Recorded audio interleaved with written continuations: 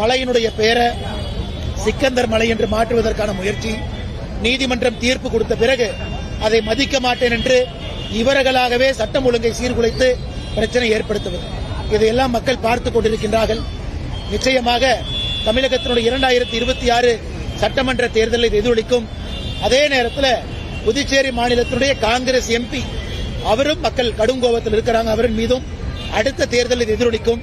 என இந்து சொந்தங்கள், முருக பக்தர்கள் இன்று வாக்குப்பெட்டி மூலமாக நிரந்தரமான நியாயத்தை அவர்கள் தேட வேண்டும். நீதிமன்றம் நியாயம் கொடுத்தாலும் கூட அதை உடைப்பதற்கு மக்களால் தேர்ந்தெடுக்கப்பட்ட பிரதிநிதிகள் முயலும் பொழுது இதை தவிர முருக பக்தர்களுக்கு வாய்ப்பில்லை. அதை நிச்சயமாக அவர்கள் நடத்தி காட்டுவார்கள் என்ற முழு நம்பிக்கை. இதை தாண்டி கேள்விகளா கேளுங்க, பதில் சொல்றேன். திருப்பரங்குன்றத்தில் தீபம் ஏற்படுத்து தொடர்பாக வக்ஃபு வாரியம் இன்னைக்கு வாதம் நடத்திருக்காங்க.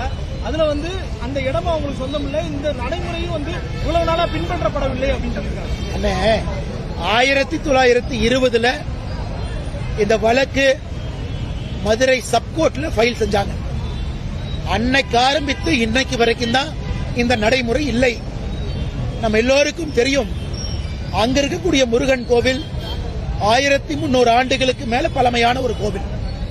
தீபத்தூண் இருந்ததே அங்கே தீபத்தை ஏற்றுவதற்குத்தான். இந்த நடைமுறை என்பது கடந்த 100 ஆண்டுகளாக கைவிடப்பட்ட ஒரு நடைமுறை. அதை திரும்பவும் ஆதாரத்தின் அடிப்படையில் அந்த தீபத்தூணுல இந்த நீதியரசர் அவர்கள் டிசம்பர் 1ஆம் தேதி கொடுத்த தீர்ப்புல, நீங்க கார்த்திகை தீபத்தன்று நல்லா புரிஞ்சுக்கணும், 365 நாளும் கிடையாது.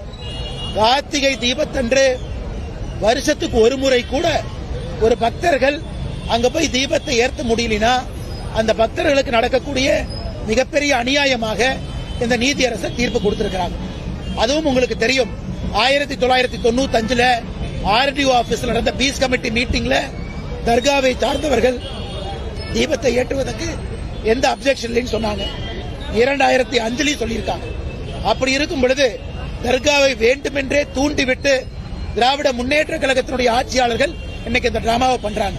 டிசம்பர் 1ஆம் தேதி தீர்ப்பு கொடுத்த பொழுது 2ஆம் தேதி தர்கா அப்பீல் போல 3ஆம் தேதியும் தர்கா வரல. 4ஆம் தேதிக்கு மேலதான் திமுக தூண்டிவிட்டு தர்காவை கூட்டு வந்திருக்கிறாங்க. இது மக்கள் எல்லோருக்குமே இந்த உண்மை தெரியும். இந்த வழக்கு உரிமையின் நீதிமன்றத்தால விசாரிக்கப்பட வேண்டும். ஜிஆர் சுவாமிநாதனுக்கு இதுக்கு சம்பந்தம் கிடையாதுன்னு வக்கு சொல்லியிருக்காங்க. அண்ணே, வக்கு நன்றாக புரிந்து கொள்ள வேண்டும். இதற்கு முன்பு நீதியரசர்கள் முன்பு இந்த பெட்டிஷன் மலையினுடைய உச்சியில தீபத்தை ஏற்றணும். நீதியரசர் ஜிஆர் சுவாமிநாதன் தீர்ப்பு கொடுத்திருக்காரு. மலையினுடைய உச்சி என்பது தர்கா இருக்கு, அங்க தீபம் ஏற்றக்கூடாது. அந்த உச்சியிலிருந்து கீழே 50 மீட்டர் தொலைவில் தூரத்தில் இருக்கக்கூடிய இந்த தீபத்தூணுல தீபத்தை ஏற்றனால யாருக்கும் பிரச்சனை இல்லை. அதே நேரத்தில் தீபத்தூண் என்பது கோவிலுக்கு சொந்தம் என்று சொல்லும் பொழுது தர்காவுக்கு எங்கிருந்து பிரச்சனை? தர்காவுக்கு பிரச்சனையே இல்லை. மலை உச்சியில ஏற்றணும்னா தான் தர்காவுக்கு பிரச்சனை. அது தர்கா அங்க இருக்கு. அதனால் வேண்டுமென்றே தர்காவை தூண்டிவிட்டு மதக்கலவரத்தை ஏற்படுத்துவதற்கு திராவிட முன்னேற்ற கழகத்தினுடைய அரசு முயற்சிக்கின்றார்கள் என்றுதான் நாங்கள் பார்க்கிறோம்.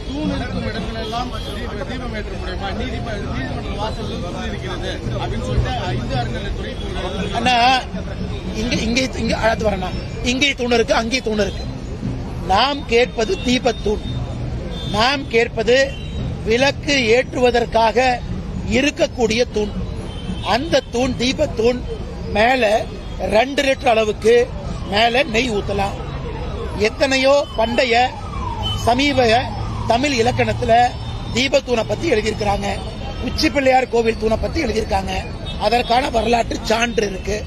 அப்படி இருக்கும் பொழுது எல்லா தீபத்திலும் ஏற்ற வேண்டும் என்று கேட்கவில்லை, தீபத்தூணில் ஏற்ற வேண்டும் என்று கேட்டிருக்கின்றார்கள். இன்னைக்கு இந்த அறநிலைத்துறை சார்பாக வாதாடிய வக்கீல் ஜோதி என்ன சொல்றாரு? முருகனுக்கு 2 மனைவி இருக்கிறதுக்காக 2 தூண்ல ஏற்ற முடியுமா? இது நான் கேட்கிறோம். மாநில அரசு ஒரு முருக பக்தர்கள் முன்பு மண்டியிட்டு மன்னிப்பு கேட்கணும். இந்த வாதத்தை வைத்ததற்கே மன்னிப்பு கேட்கணும். முருகனுக்கு 2 மனைவி இருப்பதற்காக 2 தூணிலே ஏற்ற முடியும் என்று அறநிலைத்துறை சார்பாக வாதாடி இருக்கக்கூடிய ஜோதி சொல்றாருன்னா, எங்களை பொறுத்தவரை திமுக அரசுடைய கருத்தாகத்தான் நாங்க பார்க்கிறோம். திமுக கிளாரிஃபை பண்ணணும் அவர்களுடைய கருத்தா. அதனால் எல்லா தூணும் கேட்கல, தீபத்தூண் தான் கேட்கிறாங்க.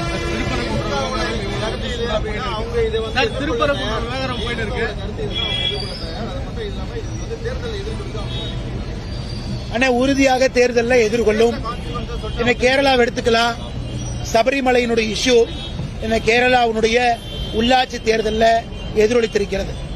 திருவனந்தபுரம் சாதாரணமா நினைச்சிடாதீங்கன்னா, பாரதிய ஜனதா கட்சி இதற்கு முன்பு 35 கவுன்சிலர் இருந்தாங்க, இன்னைக்கு 50 கவுன்சிலர். காங்கிரஸுக்கு நாங்க 35 இருந்த போது 9 தான் இருந்தாங்க, இன்னைக்கு காங்கிரஸுக்கு 19. ஆனா 50க்கும் மேற்பட்ட கவுன்சிலர் லெப்டுக்கு இருந்துச்சு, இன்னைக்கு லெப்ட் கவர்மெண்ட் 30 கிலோ மக்கள் கொண்டு போயிருக்காங்க. என்ன அர்த்தம்?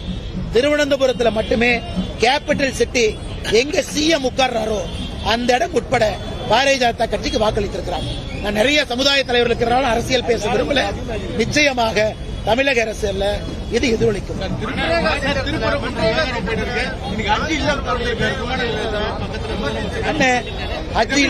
ஹஜ் இல்லத்தை தொடங்க தப்பில்ல, கிறிஸ்துமஸ் விழாக்கு போங்க தப்பில்ல.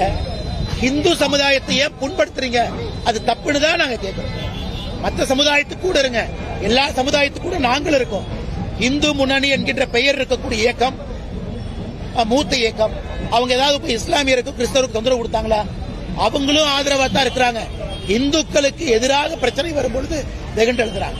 இங்க இருக்கக்கூடிய நாங்கள் யாருமே இஸ்லாமியர்களுக்கோ கிறிஸ்தவர்களுக்கோ எதிரானவர்கள் கிடையாது, எதிரானவராக மாற மாட்டோம். நாங்க இந்துக்களுடைய உணர்வை கொச்சைப்படுத்துறீங்க, தவறு செய்யறீங்கிற தட்டி கேட்கிறோம்.